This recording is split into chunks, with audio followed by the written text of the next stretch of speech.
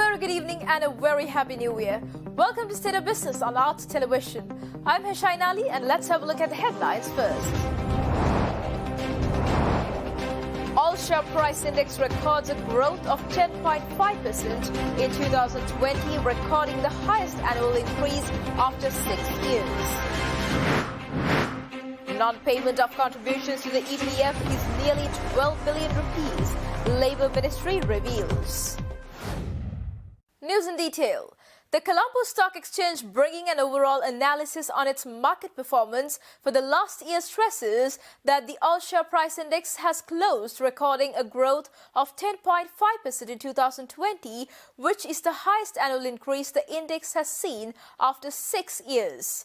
Thus, CSE says that it is the 12th occasion the index has seen a double-digit percentage growth in the CSE's 35-year history.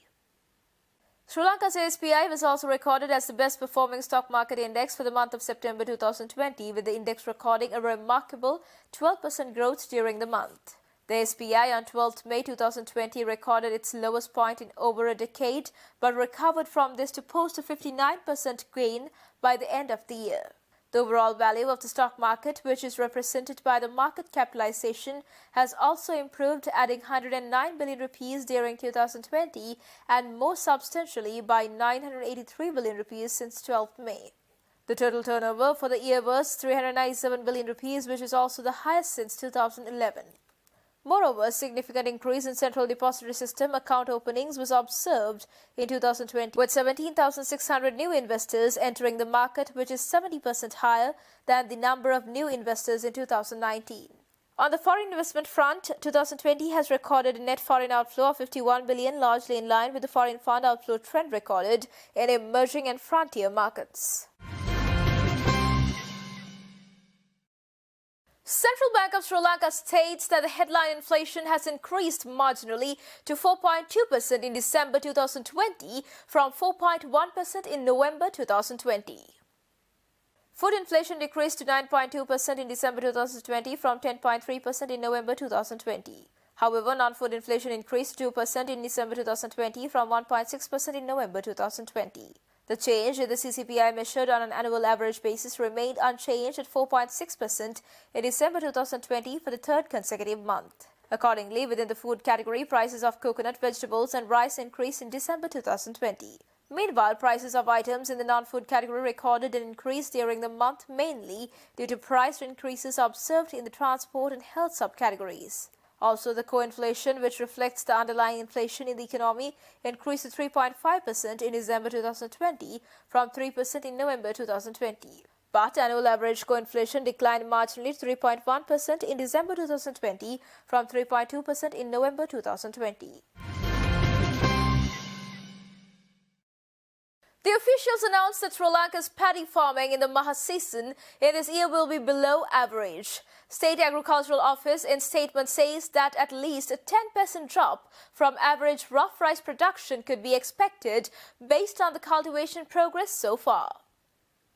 Based on the cultivation progress, up-to-date Maha output is projected at 2.27 million metric tons, and that is a 10% below average, with about 69% of the field sown. In the 2020 Maha season, Sri Lanka produced 3,051 million metric tons of rice, with 752,000 metric tons cultivated. However, the 2020 Yala season output was estimated at 1.83 million metric tons. Sri Lanka has a target paddy cultivation of 841,000 hectares from Maha 2021, of which 583,704 hectares had been cultivated up to the end of November 2020. The statement added that the sown extent would reach only the targets in Eastern Province, Mahaveli systems and Western Province, whereas the sown extent reported in Central Province, North Central Province and Uva Province are far below the targets.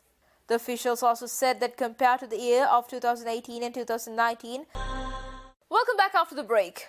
Labour Minister Nimal Siripala de Silva reveals that non-payment of contributions to the Employees' Provident Fund during the last 5 years till the end of 2019 is almost 12 billion rupees. In a statement to the media, Labour Minister also said that there were 16,000 cases before magistrate courts against non-payment of EPF. According to central bank data, the total value of EPF in 2019 increased by 251.1 billion rupees to 2,540.4 billion rupees at the end 2019 from 2,289.4 billion rupees recorded by end 2018, recording an 11% growth. Labour Minister Nimal Siripal de Silva said that the increase was due to the combined effect of the net contributions of the members and the income generated through investments of the fund.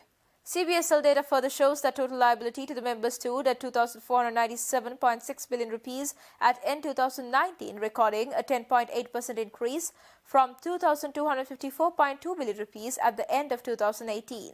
The total contribution for the year 2019 increased by 8.4% to 157.2 billion rupees, while the total amount of refunds made to the members and their legal heirs in 2019 was 126.3 billion rupees, which was an increase of 17% over 2018. Accordingly, the net contribution was 30.9 billion rupees compared to 37 billion rupees recorded in the previous year. In a statement to the media, Labour Minister also said that there were 16,000 cases before magistrate courts against non-payment of EPF, up from 11,549 in January 2020. Minister wants stern action against employers who default on contributions to the EPF, as it is a violation of the laws and defrauding the working class. The Labour Minister said that given the delays in court cases against EPF non-payment would be referred to Labour Tribunal shortly under the 1958 EPF Act to expedite collection of dues. However, he also said considering the economic and business difficulties faced owing to the COVID-19 pandemic, the government would consider granting relief in deadlines to pay EPF contributions in discussion with employers. The Employees Union of Public Utilities Commission requested President Gotabaya Rajapaksa to appoint a presidential commission to inquire the delaying of power plants from 2015 to 2019. The Employees Union of Public Utilities Commission Chairman Dr. Nilantha Sapmanage made these observations speaking to the State of Business of Art Television. Over the period of last month, there is a wrong information is disseminating or transmitting among the general public that the Public Utilities Commission of Sri Lanka is purposefully delaying the power plant projects. So we as public servants of the country, we are responsible of the eyes of the general public. So therefore, as a union, we wrote a letter to His Excellency Mr. President Gotabaya Rajapaksa to establish a presidential committee to investigate the delay of the so-called power plant delays. So therefore, if President installed a suitable presidential committee to investigate the delays of the power plant, the people of the country will be able to get to real truth where the delay has been taken place. This allegation have no any factual information to prove that Public Utilities Commission has done any delay to the major power plants procurement and the construction process. Investment institution First Capital Holdings states that the Colombo stock market has seen a bullish sentiment throughout this week despite the festive season. First Capital also added that the higher market performance was seen last Monday, Tuesday and Wednesday.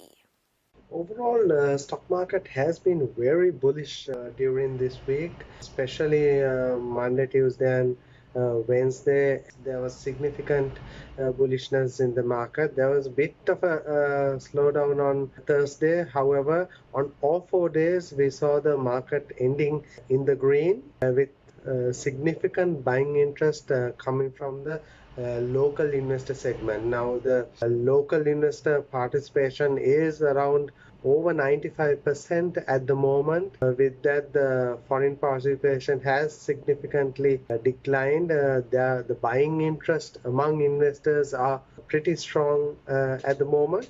And what we are seeing is even a high level of turnover and activity despite the market being basically operating within the festive season, and usually the activity levels tend to trim down. However, these days we are still getting turnover levels over 3 billion as well on certain days. So this is a very positive trend. It signifies the bullishness of the investors at the moment.